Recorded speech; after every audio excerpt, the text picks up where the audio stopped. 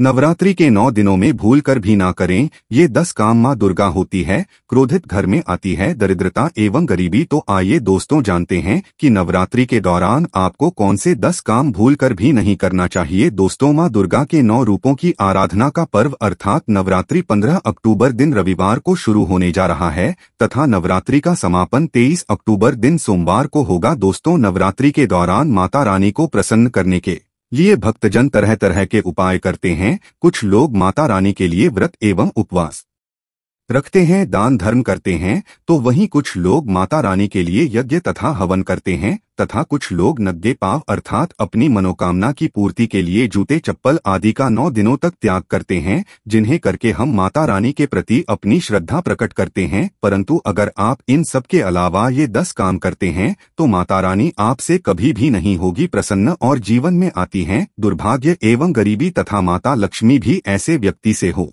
जाती है नाराज। साथ ही दोस्तों, वीडियो के अंत में हम आपको एक ऐसा कार्य भी बताएंगे जो आपको नवरात्रि में अवश्य करना चाहिए। वह कार्य करने से आपकी हर मनोकामना पूर्ण हो जाएंगी और माँ दुर्गा अति प्रसन्न हो जाती है। तो आइए दोस्तों जानते हैं शास्त्रों में वर्णित नवरात्रि के दौरान वह कौन सा कार्य है जिसे करना अशुभ माना गया है। इससे पहले हैं माता वैष्णव जो भी भक्त कमेंट में जय माता दी लिखकर चैनल को सब्सक्राइब करे, उसके परिवार में सदैव कृपा दृष्टि बनाए रखना, साथ ही उसकी सभी मनोकामनाएं पूर्ण करना। तो दोस्तों, सबसे पहला कार्य है स्त्रियों का अपमान ना करें। मित्रों, शास्त्रों में कहा जाता है यत्र नार्यस्तु पूजन्ते रमन्ते तत्र देवता, यह त्रेता सुना पूजन्ते सर्वत्र फलाक्रिया अर्थात जहाँ स्त्रियों की पूजा होती है वहाँ देवता निवास करते हैं और जहाँ स्त्रियों की पूजा नहीं होती है उनका सम्मान नहीं होता है, वहाँ किए गए समस्त अच्छे कर्म निष्फल हो जाते हैं। मित्रों, इसलिए आप सभी से निवेदन है कि आप नवरात्रि में किसी भी स्त्री का अपमान न करें। हिंदू धर्म में स्त्रियों को माता रानी का ही रूप माना जाता है, स्त्रियां माता रानी का ही अंश होती है।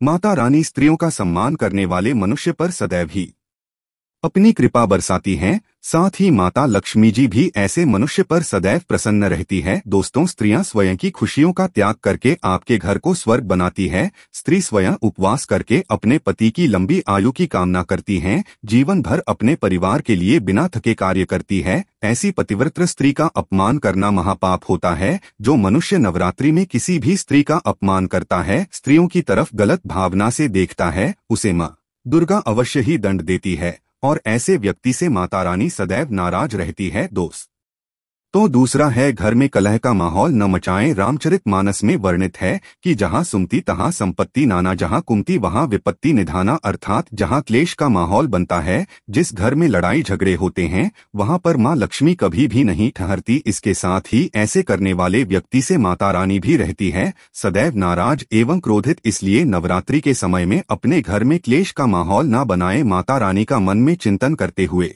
श्रद्धा भाव से इस महापर्व का आनंद उठाएं। दोस्तों, तीसरा है नवरात्रि के दौरान कोई भी अनिष्ट कार्य ना करे, जैसे झूठ बोलना, पैसों की चोरी अथवा धोखेबाजी करना, निष्पाप पशुओं को सताना, किसी गरीब को नीचा दिखाना आदि कार्य भूल से भी ना करें। माता रानी को ऐसे कार्य करने वाले लोग बिल्कुल भी पसंद नहीं होते। ऐसे कार्य राक्षसी प्रवृत्ति के होते हैं जिससे माता रानी अत्यंत क्रोधित हो जाती है। चौथी बात है तामसिक आहार का सेवन। दोस्तों, नवरात्रि में इस बात का विशेष ध्यान रखना चाहिए कि आप भूल से भी तामसिक आहार का सेवन न करें, जैसे मांस, मदिरा, लहसुन, प्याज, ये सभी तामसिक भोजन की श्रेणी में आते हैं। इसीलिए आप इन सभी का सेवन बिल्कुल भी ना करें, अन्यथा माता रानी नवरात्रि में आप पर क्रोधित हो सकती है। दोस्तों, पांचवी बात शारीरिक संबंध न बनाएं। दोस्तों, नवरात्रि में माता रानी की कृपा पाने के लिए नवरात्रि के 9 दिन भूल से भी शारीरिक संबंध न बनाएं। जो भी मनुष्य व्रत का पालन करता है उसे तो भूल से भी शारीरिक संबंध नहीं बनाना चाहिए। जो नवरात्रि के 9 दिन ब्रह्मचर्य व्रत का पालन करता है, माँ उसकी हर इच्छा को पूर्ण करती है। दोस्तों, छठवीं बात है जो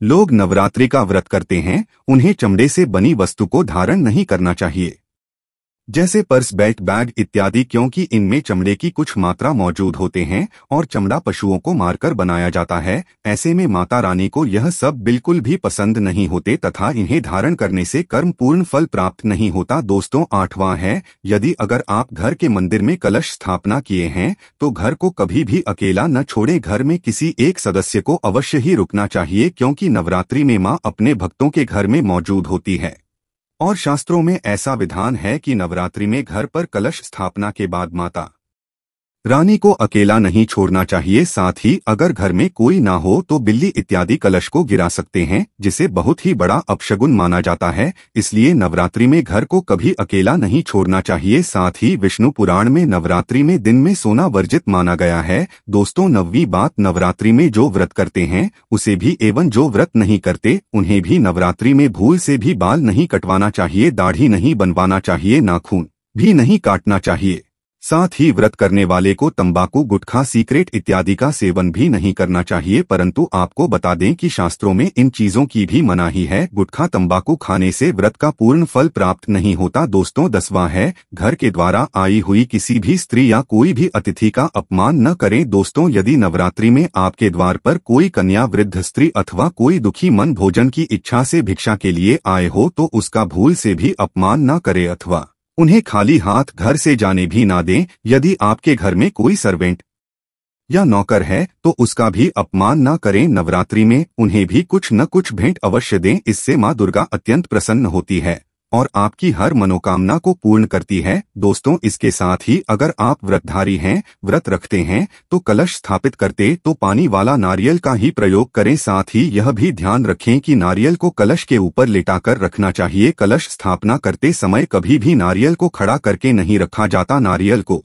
सदैव लेटाकर कलश के ऊपर रखा जाता है। साथ ही नारियल को स्थापित करने से पहले आप नारियल को लाल कपड़े में लपेटकर उस पर लाल चुनरी ओढ़ाकर आप नारियल को कलश के ऊपर स्थापित करें। शास्त्रों के अनुसार कलश के ऊपर जब सही तरीके से नारियल रखा जाता है और सही प्रकार का नारियल रखा जाता है तभी व्रत और पूजन का पूर्ण फल प्राप्त होता है। साथ ही यह भी ध्यान रहे कि महिलाएं माता रानी को नारियल अर्पित कर सकती है, लेकिन कभी भी माता रानी के सामने नारियल को भूलकर भी नहीं तोड़ना चाहिए, क्योंकि नारियल का रूप होता है और स्त्रियां 20 रूप से ही शिशु को जन्म देती है। इसीलिए कभी भी महिलाओं को नारियल नहीं तोड़ना चाहिए। नवरात्रि में माता रानी का व्रत और पूजन किया जाता है, लेकिन नवरात्रि के दौरान सबसे ज्यादा महत्व होता है कन्या पूजन का। दोस्तों, माना जाता है कि माता रानी व्रत उपवास से जितना प्रसन्न होती हैं, उससे 10 गुना ज्यादा प्रसन्न कन्या पूजन से होती हैं। नवरात्रि में छोटी छोटी कन्याओं को माता रानी का स्वरूप माना जाता है। कन्याओं को भोग लगाया जाता है, उन्हें प्रसन्न किया जाता है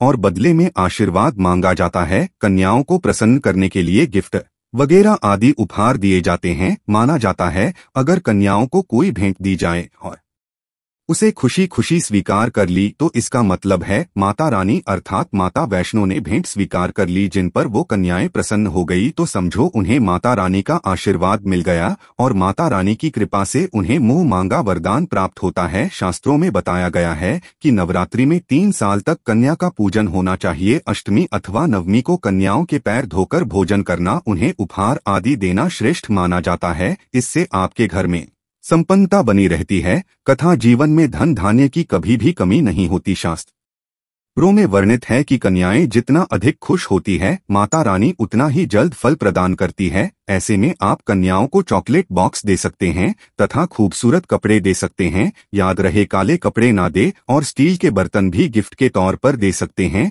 याद रहे कि कन्याओं को लोहे का कोई भी सामान नहीं देना चाहिए। दोस्तों, जब कन्याएं आपके घर से पूजा एवं भोजन के बाद अपने घर के लिए प्रस्थान करें तो उनके चरण जरूर छू लें। अपने मन में अपनी प्रार्थना को, अपनी मन की इच्छा को कन्याओं को विदा करते समय अवश्य प्रकट करें। सच्चे दिल से मांगी गई मुराद माता रानी अवश्य पूरे करते हैं। प्रिय भक्तों, आज के वीडियो में बस इतना ही। शास्त्रों में वर्णित हमारे द्वारा दी गई जानकारी आपको अच्छी लगी हो तो वीडियो को लाइक अवश्य करें और कमेंट बॉक्स में जय माता दी, हर हर महादेव अवश्य लिखें। धन्यवाद।